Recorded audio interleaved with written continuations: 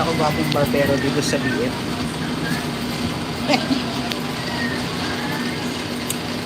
Hello, Ade RTV, shout out tayo dyan. Mamaya balikan kita, like, share, subscribe na din. Maraming salamat.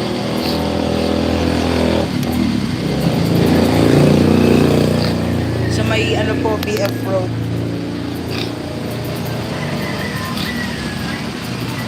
Quezon City, Philippines.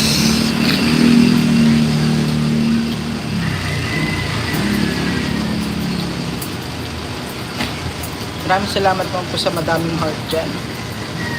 Sa ang gupit lang sa barber. 100 na guys.